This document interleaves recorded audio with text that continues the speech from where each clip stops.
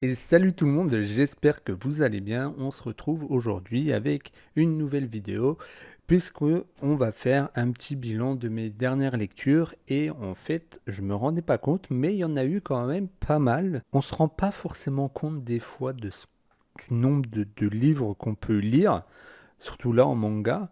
Mais là, franchement, c'est déjà pas mal. C'est déjà pas mal. Alors vous allez voir, il y a certains mangas que j'ai achetés récemment, que j'ai lus dans la foulée. Donc ça va être un petit mélange en fait entre achat manga, bilan lecture, je pense. Mais c'est pas grave, on va faire ça comme ça. Eh bien, commençons sans plus tarder de mes dernières lectures manga.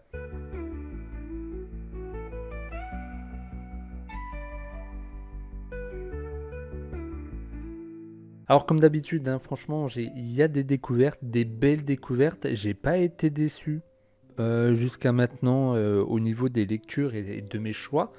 Je crois que ça arrivait peut-être une ou deux fois que je sois déçu, mais en tout cas, pour l'instant, je suis quand même agréablement. Et c'est bien aussi parce que je me permets des petites folies où je lis des mangas que je n'ai pas pour habitude de lire, honnêtement.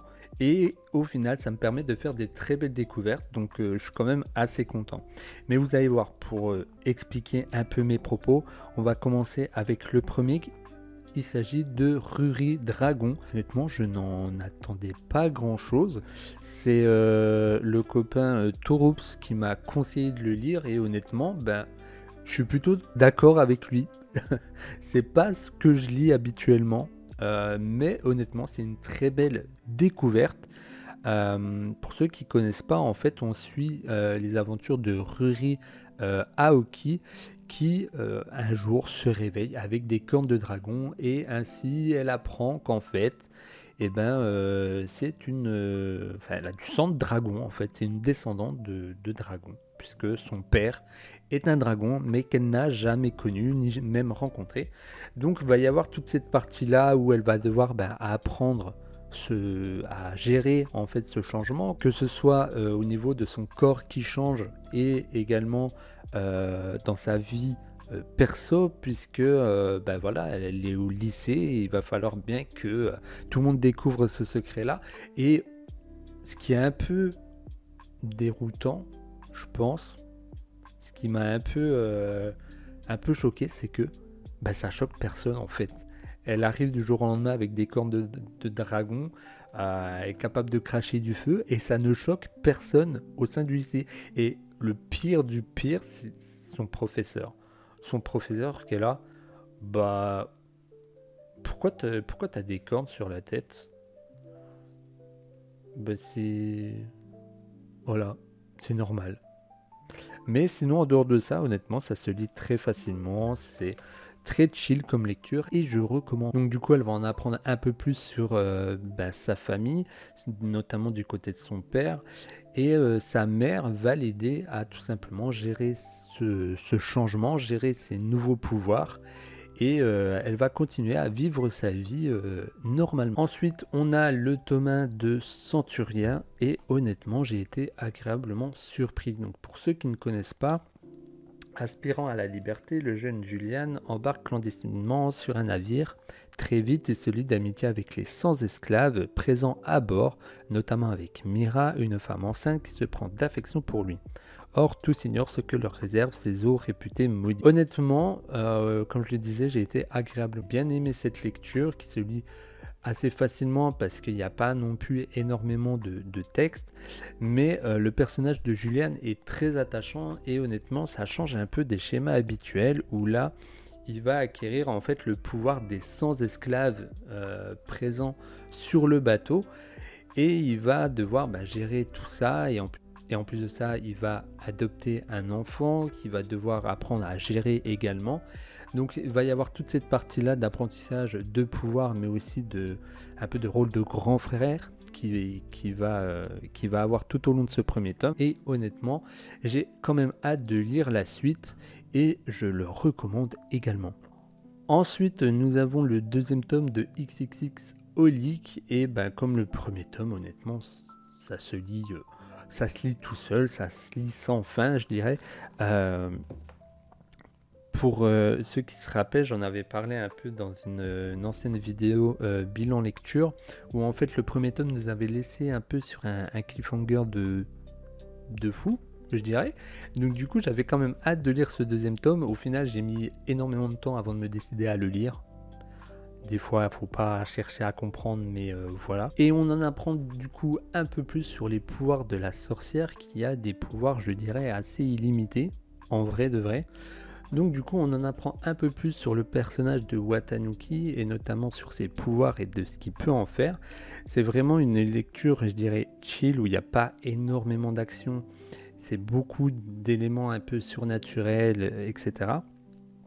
Et là, on est vraiment dans la construction en fait de la relation entre la voyante ou la sorcière, ça dépend comment vous le dites, et Watanuki. Et en fait, elle va l'aider un peu à construire sa vie, à gérer ses pouvoirs, et voilà. Ensuite, on a le tome 3 et 4 de Smile. Alors le tome 3, je l'avais déjà lu, mais seulement il y avait beaucoup trop d'éléments. Et après le tome 4, je me suis dit avant de le commencer, je vais relire le tome 3, donc c'est pour ça. Je sais pas si j'ai été très clair, mais en tout cas, comme à chaque fois, Smile, c'est un incontournable, je dirais. Ça a été vraiment une très belle découverte pour moi. Alors, c'est comparé au premier tome, là, clairement, c'est un peu plus violent. On rentre un peu plus dans le vif du sujet et on en apprend un peu plus sur le personnage principal et sur ses attentions qui maintenant s'entourent un peu plus de personnes autour de lui pour l'accompagner dans sa quête en fait de retrouver sa femme, et je pense qu'il est pas très loin de la retrouver, et j'ai vraiment hâte en tout cas de voir la confrontation, je dirais, entre les deux personnages. Même si le tome 3 m'avait un peu laissé sur la fin parce que le rythme est beaucoup plus lent, figurez-vous que dans le tome 4 c'est tout le contraire, il se passe énormément de choses, il y a énormément d'éléments à retenir. Et vraiment, si jamais vous vous posez des questions sur Smile, que vous aimez les thrillers un peu horrifiques, c'est un peu gore par moment, donc attention à vous. Si vous avez aimé Monster, eh bien je vous recommande fortement cette lecture. Ensuite, nous avons le tome 1 de l'anneau de Gigès. Alors, comment expliquer ? Je ne comprenais pas au départ le lien avec l'anneau de Gigès. Je ne connaissais pas ce mythe, et en discutant avec le libraire, on s'est rendu compte qu'en fait on ne comprenait pas vraiment le lien. Donc je suis allé voir sur internet et en fait ça a tout son sens. En fait, l'anneau de Gigès, c'est un anneau magique mythologique qui, selon une allégorie philosophique que propose Platon, il permet à son détenteur de devenir invisible. Des questions éthiques sur qu'est-ce qu'on ferait si on avait la possibilité de rendre les choses invisibles ou de devenir tout simplement invisible. Et c'est là toute la question dans l'anneau de Gigès, puisque d'un côté nous avons Takeru qui est un mangaka avec qui du jour au lendemain a le pouvoir de rendre les choses invisibles, et il va faire un meurtre en fait tout simplement, et du coup ça va découler tout simplement de ça. Et à côté de ça, il y a son apprenti mangaka qui lui acquiert la capacité de devenir invisible. Donc lui, d'un côté, il se dit c'est trop bien parce qu'en fait, je vais pouvoir écrire un manga sur mon apprenti qui va devenir un super-héros, et moi, du coup, va falloir que je cache, en fait, tout simplement, le meurtre que j'ai commis. Il y a certains dessins, honnêtement, c'est très beau, hein. Enfin, il n'y a pas de souci, mais il y a des dessins qui sont hyper dérangeants. Je vais essayer de vous retrouver celui qui m'a un peu choqué. Ce genre de dessin-là, en fait, il y en a quelques-uns comme ça dans le manga où il accentue en fait les traits. Et ça devient un peu dérangeant, et c'est clairement voulu, hein, je dis pas le contraire. Ça, je l'avais déjà montré en vidéo, je crois, mais ce passage-là. Et en fait, il y a beaucoup de moments comme ça dans le manga où c'est dessiné en fait correctement entre guillemets, ça reste simple, on va le dire, et d'autres moments où en fait les traits sont hyper raturés, c'est hyper vous voyez ce que je veux dire, voilà, c'est des traits. Mais comme je le disais, j'ai quand même hâte de lire la suite, de voir en fait, parce que c'est quand même un peu compliqué de se faire un premier avis comme ça avec un premier tome. Il faudra voir par la suite ce que ça peut donner, mais je pense que ça peut amener à quelque chose de très très bien. Voilà. Ensuite, une bonne découverte aussi, puisque ensuite nous avons le tome 1 de Nine Peaks. Je ne connaissais pas du tout. Déjà que les Furios en règle générale c'est pas mon truc. Tokyo Revengers, je suis désolé, j'ai pas aimé. Mais là, Nine Peaks, honnêtement, c'est tout le contraire. J'ai adoré, l'histoire est vraiment originale pour le coup. Et les dessins sont ouf. Voilà, les dessins sont magnifiques. J'adore ce trait qu'en fait... j'adore ce trait que... C'est qui? C'est Hirakawa. Hirakawa A. Je le recommande si jamais vous ne connaissez pas. En gros, on suit Gaku, en fait, qui du jour au lendemain perd son père. Et il faut savoir que Gaku, c'est un jeune dur à cuire qui aime se battre, etc. Et le jour où il perd son père, il tombe en fait dans une rivière, dans l'eau, et il se retrouve projeté dans une autre dimension où il va retrouver son père étant plus jeune, et il va se rendre compte qu'en fait son père, c'est pas du tout le père qu'il imaginait quand il était jeune. Son père, il est respecté de tout le monde. S'il faut qu'il se batte, il se bat. Et c'était pas du tout cette image-là qu'il avait de son père. Et c'est pour ça que, franchement, j'ai trouvé l'histoire assez originale. Je sais plus, je crois qu'il y a 7 ou 8 tomes à l'heure actuelle. Bon, je suis qu'au premier tome. Mais j'ai hâte vraiment de lire la suite. Ensuite, nous avons le pilier du Furio. Et ça, j'en ai parlé récemment dans ma précédente vidéo, je vous mets le lien dans la description ou alors juste au-dessus. Je parle de Crows. Voilà, Crows, quand j'ai appris qu'ils allaient sortir les 2 premiers tomes, j'étais vraiment très content. Moi j'ai grandi en fait avec les films Crow Zero, c'est ce que j'explique dans ma vidéo. Donc du coup j'ai lu ces 2 premiers tomes de Crows. Je sais que le 3e sort en septembre-octobre, je sais plus. Bref.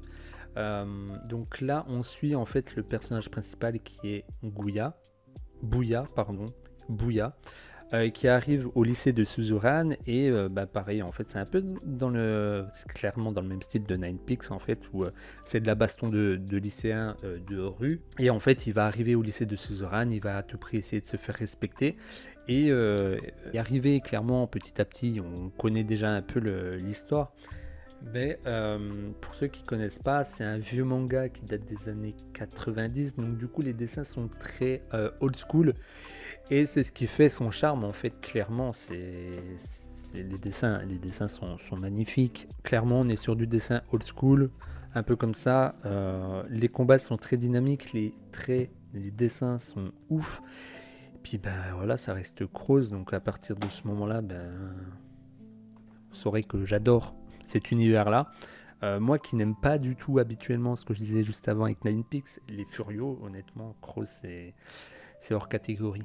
Voilà, c'est clairement le pilier de tous les Furios qui puissent exister. On lui doit à cette heure, clairement. Voilà. L'histoire est assez originale, les personnages sont très attachants, et si vous adorez cet univers-là, honnêtement, vous pouvez y aller sans souci. Ensuite, on termine ce bilan lecture avec le tome 1 de l'Atelier des Sorciers. C'est ma copine qui m'a prêté ce premier tome pour que je puisse découvrir cet univers-là, et honnêtement, j'ai été agréablement surpris. Je n'en attendais pas grand-chose, honnêtement, et j'ai adoré. J'ai hâte de lire la suite. Les dessins sont magnifiques, l'histoire est assez originale, le personnage de Coco est honnêtement et le principe de magie est assez original. Je m'attendais pas à ça en fait. On a l'habitude un peu que lorsqu'il s'agit de magie, de sorcellerie ou quoi, les personnages ont des baguettes magiques, et là en l'occurrence pas du tout, puisqu'ils ont besoin en fait d'un stylo à plume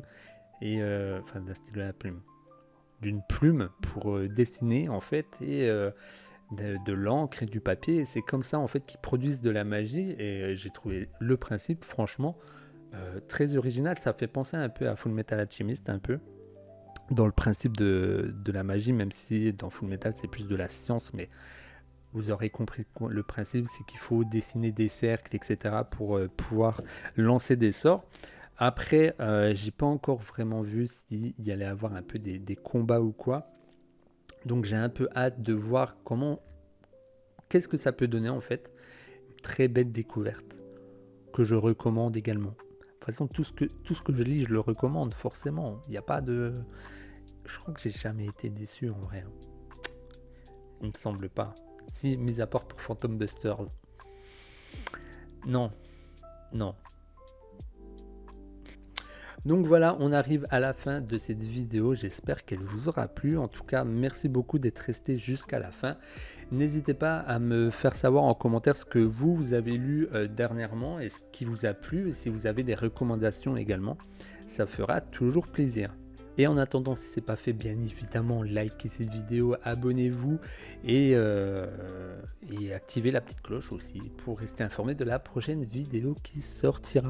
Moi, je vais aller du coup ranger mon bordel parce que là, j'en ai foutu un peu partout et monter cette vidéo. Et on se retrouve la semaine prochaine. Voilà. Allez, prenez soin de vous. Ciao!